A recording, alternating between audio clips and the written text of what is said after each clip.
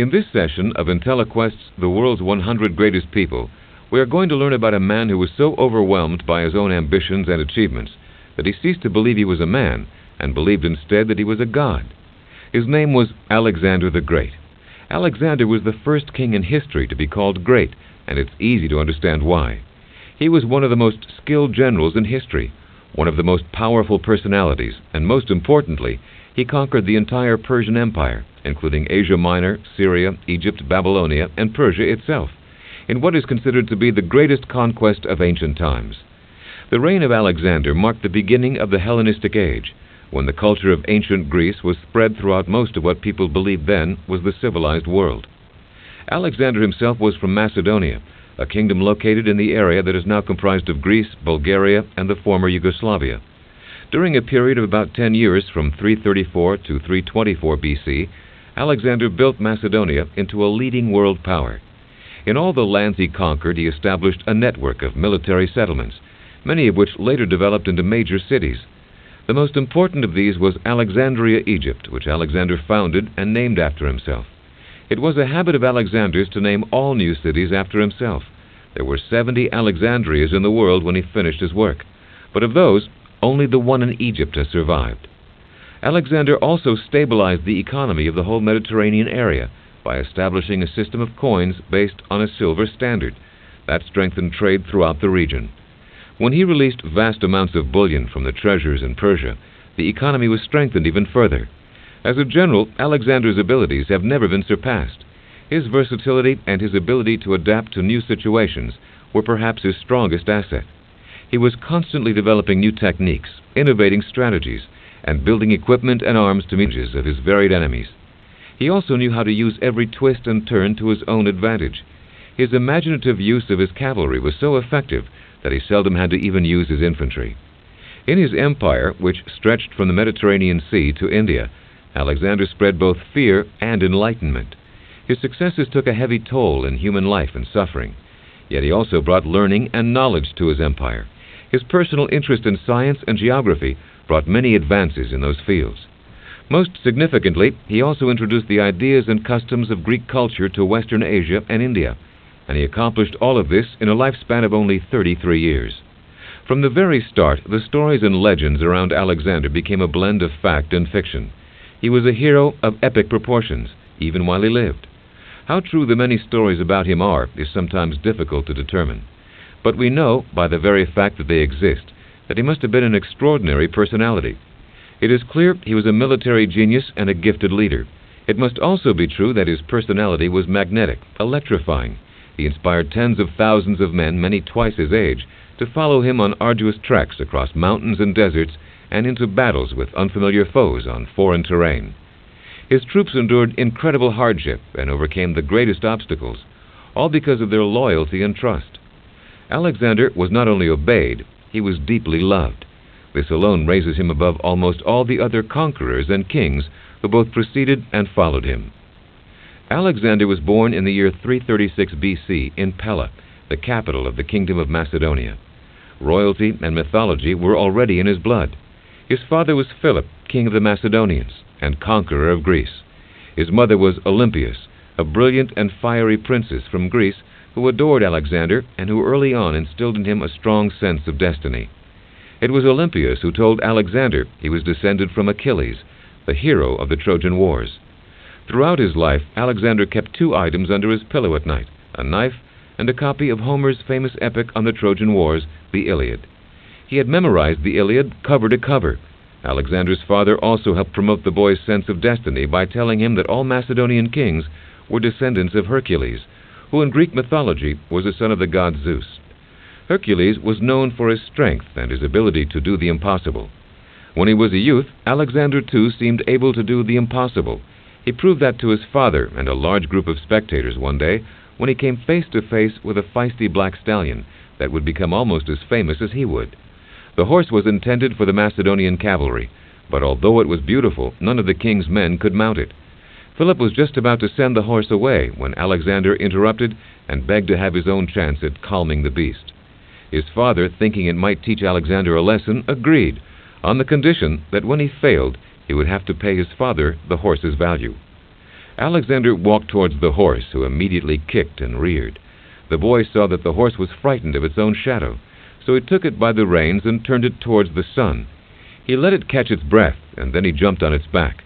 The horse galloped away, slowed down, and allowed itself to be led back to Alexander's father. The court broke into wild applause.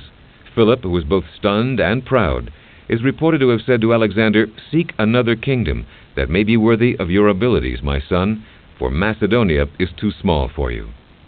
Alexander named his horse Bucephalus, which means ox head, because the black steed had a white mark on its forehead that resembled an ox head.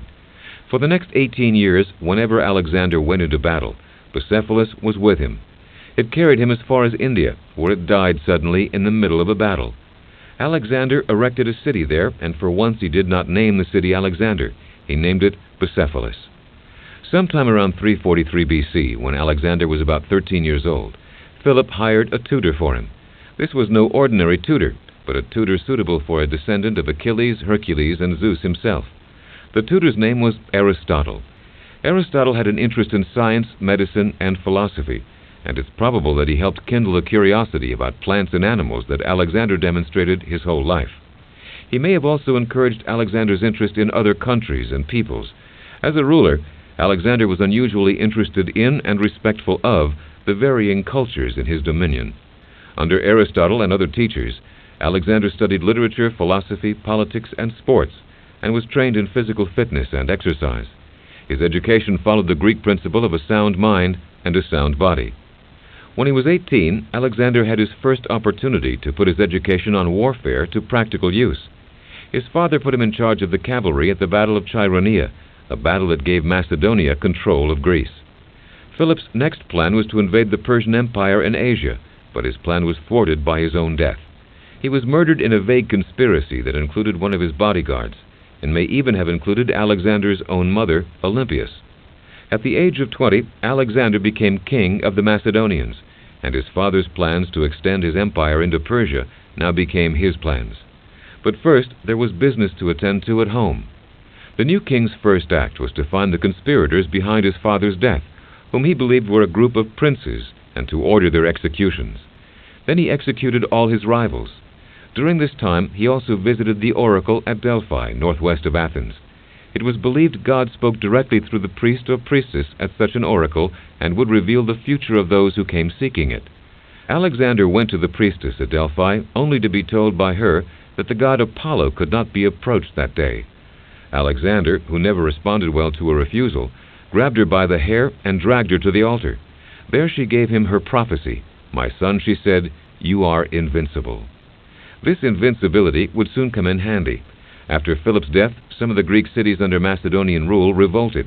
One of the most rebellious was Thebes. Alexander marched his troops towards Thebes, covering 100 miles of mountain passes in only 6 days. These swift marches would later become one of his trademarks. He arrived at the gates of the walled city and offered to accept a surrender. When the citizens refused to surrender, he stormed the walls. 6,000 Thebans were killed and 30,000 others were sold into slavery. Alexander then had the city leveled to the ground, sparing only the temples and the house of Pindar, the famous lyric poet. He would try to make amends for this violence the rest of his life. Whenever he came across Thebans, he offered them help in exchange for destroying their home. The destruction of Thebes was meant to serve as a warning to other rebellious Greek cities. It worked. With Greece under control again, Alexander turned his attention to his father's plan to invade Persia. He started for Persia in 334 BC with an army of 35,000 men, both infantry and cavalry, of whom 14,000 were Macedonians and 7,000 were Greeks. It would prove to be one of the most remarkable armies in history, notable most of all for its combination of armaments and talents. There were archers, javelin men, a superb cavalry that was the core of the unit, and an infantry that carried 13-foot spears and shields. Accompanying them were surveyors, engineers, architects, scientists, court officials, and historians. It was an army designed to establish an empire. First, Alexander led his men to Troy, where they could honor Achilles, his hero from the Iliad, and his alleged ancestor. Then he led them east in search of his own epic adventures. As the army traveled from Europe to Asia, the Persians sent out troops to meet them. The two forces came face to face at the Granicus River in northwest Turkey. Alexander and his cavalry charged across the river. Alexander perched high on his beloved Bucephalus, 2 white plumes atop his helmet. He charged up a riverbank, towards a Persian leader he'd chosen for battle. He killed the man with his spear, and was just about to be killed himself by another Persian scimitar, when his friend Clytus appeared and cut the man's arm off. The Persians eventually fled, and Alexander won the battle. It was this pivotal battle that opened all of Asia Minor to Alexander the Great. Alexander gave special funerals for his men who died in battle. He also had their statues cast in bronze, and gave their families tax-exempt status. After a battle, he always visited the wounded as well, encouraging them to tell him their brave deeds on the field. After Granicus, Alexander's troops continued along the southern coast of Asia Minor, then headed north for the city of Gordium, near what we now know as Ankara, Turkey. It was here that one of the most famous legends about Alexander would be born, the legend of the Gordian knot. A chariot said to be that of King Midas was fastened with thick cords made from the bark of a cornel tree. An ancient prophecy had declared that whoever could untie this complex knot would become the ruler of all Asia. The knot was so cleverly tied that no ends were visible. Alexander first tried to find the ends by looking beneath the chariot. Unable to find them or untie the knot, he drew his sword and with one slash severed it. One of his historians wrote, "There were thunderclaps and flashes of lightning that very night." From Gordium, Alexander marched south, but he soon developed a bad chill and fever that brought him close to death. The doctors were afraid to treat him, for fear of the reprisals if their patient died. But one doctor named Philip, confident of his medicine, offered to help. Alexander sent for him. The doctor arrived with his potion, and as he did, Alexander was reading a letter that claimed Philip intended to poison him. He took the potion from Philip at the same moment that he handed him the letter, and as Philip read, Alexander drank. Philip was appalled by what he read and hastened to deny it. Alexander stopped him. He finished the potion, put the cup down, and smiled. He had trusted Philip, and he had risked his life to prove that trust. Within a short while, he was fully recovered. Alexander led his men to the coast of Syria, where he hoped to meet in battle with his mighty opponent Darius III, king of Persia. Darius, too, was marching towards Alexander. The 2 armies passed each other at night, a mountain range between them. Now Darius was behind Alexander, in a town called Issus, near the border of Turkey and Syria. Darius was disappointed when he found out only sick and wounded Macedonian soldiers had been left behind to recuperate. His own soldiers strode up and down the field hospital, cutting the hands off the Macedonian soldiers. Citizens of Issus were so repelled by this that they sent word to Alexander. Upon hearing the news, Alexander immediately ordered his exhausted soldiers to turn around and march to meet Darius on the coastal plain between the mountains and the sea.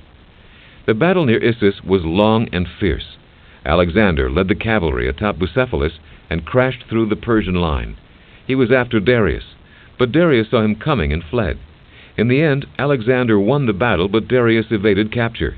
Alexander and his troops chased Darius for several days, but he always eluded them. He had even deserted his mother, wife, and daughters. Alexander treated this royal family with courtesy, ordering that they continue to receive all the respect they were accustomed to. With his best friend, Hephaestion, he went to visit the queen mother. Hephaestion entered her tent first, and the queen mistook him for the great Alexander, whom she'd never seen. She knelt before him, and then, realizing her mistake, became frightened about how angry she might have made Alexander. But when she turned to apologize, Alexander, smiling, said, "Never mind, he too is Alexander." It is said that Hephaestion and the horse Bucephalus were the only 2 beings that Alexander the Great truly loved. Following the battle near Issus, Alexander turned his army south towards Phoenicia and captured several important naval bases and port cities. One of these cities, called Tyre, still bears witness to the brilliance of Alexander's strategy. Tyre stood on an island about half a mile out from land. Unable to capture it by sea, Alexander came up with a bold and imaginative plan. He ordered his engineers to build a causeway to the island, thereby transforming it into a peninsula. Then, armed with catapults, battering rams, and mobile towers, they crossed the causeway and attacked. The Tyrians put up a strong fight, but after several months they were forced to surrender. The women and children of Tyre were sold into slavery, and many of the men were killed. Despite the carnage, the storming of Tyre is considered Alexander's greatest military victory. The enormous machines he used in his siege introduced an entirely new age of warfare. And today, Tyre is still a peninsula, reachable by the very same causeway that Alexander and his troops built. While the siege of Tyre was occurring, King Darius sent an offer to Alexander. He would pay him a huge ransom and would give up all his territory west of the Euphrates if Alexander would leave in peace. This offer was the source of a famous exchange between Alexander and his second-in-command, Parmenio. When Alexander asked for advice on the ransom, Parmenio said, "If I were Alexander, I would accept these offers," to which Alexander replied, "So would I, if I were Parmenio." The offer was refused. Following the victory at Tyre, Alexander headed for Egypt, a far easier conquest. The Egyptians had been unhappy under Persian rule, and they welcomed Alexander as their liberator. In fact, they crowned him Pharaoh. It was during this time, in 331 BC, that the new Pharaoh founded a city on the western edge of the Nile Delta and christened it after himself, Alexandria. He recruited the famous Greek architect Dionysius to design it. He himself mapped out the street patterns using grain. When birds flew down and pecked at the grain, Alexander took it as a bad omen. He referred to his seers, who told him that, to the contrary, it was a good omen. It indicated that the people of his new city would be prosperous and well-fed. While in Egypt, Alexander also sent an expedition of scientists to discover the cause of the flooding of the Nile. Then Alexander began a long, strenuous trek through the Saharan desert of Libya. His faithful men followed him to the oasis of Siwa, where Alexander, ever hungry for proof of his divinity, consulted the oracle of the god Ammon. He never spoke of what the oracle told him, but legend has it that the oracle pronounced he was the son of the Ammon himself, and that he would become a god. It was now 331 BC, and the aspiring god-king set out once again to meet his mortal adversary, King Darius. This time it would be on the plains of Persia, just east of the Tigris River. Darius's forces far outnumbered Alexander's, but Alexander had other advantages: daring strategies and well-trained troops who could not be matched for their dedication. Darius was forced to flee yet again. He escaped into Media, leaving his kingdom once and for all to the young Alexander. This battle, called the Battle of Gaugamela after a nearby village, ended more than 2 centuries of Persian rule in Asia. At the time, Alexander was 25 years old.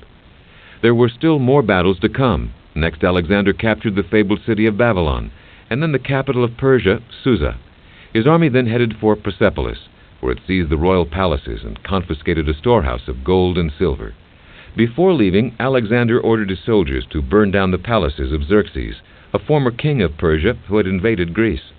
Although tradition has it that this was done in one of his common drunken revelries, there were other reasons. Battle of Granicus. Clitus insulted Alexander, and in a rage, Alexander rose and drove his spear through Clitus's heart. There was no event in Alexander's life that caused him more remorse than this one. He refused to eat, and he refused to leave his tent. The army grew so worried about him they passed a decree saying Clitus had been guilty of treason and deserved to die. Finally, Alexander emerged from his tent. That tragic matter somewhat resolved, Alexander set out to invade India. He sent some of his troops through the Khyber Pass, and he led the others through the hills to the north. In one battle, he used yet another new and innovative strategy: elephants. He lined them up in front of his cavalry, knowing they would frighten the horses of the enemy who were unfamiliar with the huge beasts. Then Alexander caused panic among the elephants, causing them to trample the enemy troops. The soldiers retreated, and Alexander was victorious yet again. In June, Alexander fought his last great battle on the left bank of the Hydaspes. It was in this great battle that his beloved horse Bucephalus fell. Alexander erected 2 cities on the spot, one named after himself and one named after his faithful steed. Then he urged his men still further into India. It was an astounding idea. India at that time was really twice as big as any map showed it to be. He marched his men literally off the maps they had into what they called the Outer Ocean, an ocean Greeks believed lay at the end of the world. No one knew what to expect, yet bravely they carried on. Alexander gathered the biggest force of his career, 120,000 men from all over his new empire. He ordered them to travel lightly, burning his own wagon of possessions as an example. By 326 BC, Alexander had reached what is now Pakistan, but still he wanted to forge ahead toward the Ganges River. For the first time his troops mutinied. They were exhausted and the tropical rains had begun. Finally, Alexander gave in and agreed to lead them westward towards home. But before he left, he erected 12 altars to the 12 Olympian gods and ordered his men to build a fleet of 1,000 ships. Alexander wanted ships so that part of the army could sail home and explore the northern shore of the Arabian Sea and the Persian Gulf. He was researching a coastal route to Mesopotamia. The rest of the troops, Alexander in the lead, headed down the riverbanks on land. There was much fighting along the way. At the storming of one town called Malai, Alexander received a severe wound which left him greatly weakened. An arrow ripped through his chest wall and his lung collapsed. He continued to fight but eventually lost consciousness, causing panic among the soldiers who thought he was dead. He was moved to a camp 10 miles away from the base camp to recover, but his absence only sparked more rumors that he had died. When Alexander realized this, he had his men cart him to a ship on the river where the soldiers could see him. Their response was recorded by one of his admirals. He raised his hand to the crowd, and they cried aloud, some holding up their hands to heaven, some towards Alexander, and uncontrollable tears were shed in their astonished joy. Some of the bodyguards brought him a litter as he was being carried off the ship, but he ordered a horse to be fetched to him, and when he mounted it and everyone saw him, the whole army clapped their hands repeatedly. Then when he was near his tent, he got off his horse, so the army could see him walking. They all ran to him from every side, some touching his hands, some his knees, some his clothing. Others just looked from nearby and blessed him as he went. Some threw garlands on him. When he recovered, Alexander led his troops across the desert of Gedrosia in southern Iran. He chose this route because he wanted to emulate mythical figures who were said to have made the same journey. It was a disastrous decision. There was little water and a shortage of food and fuel. Many, especially women and children, perished when there was a sudden monsoon while they were encamped at a wadi, a ravine that is a dry riverbed. By the time they emerged from the desert, over half of Alexander's men had died, more soldiers than had died in all of his battles put together. During the march across the desert with his thirsty army, a soldier had approached Alexander and, kneeling down, had offered his king a helmet full of water. "Is there enough for 10,000 men?" Alexander asked. When the soldier replied no, Alexander poured the water onto the ground. Emerging from the desert and back into Macedonia,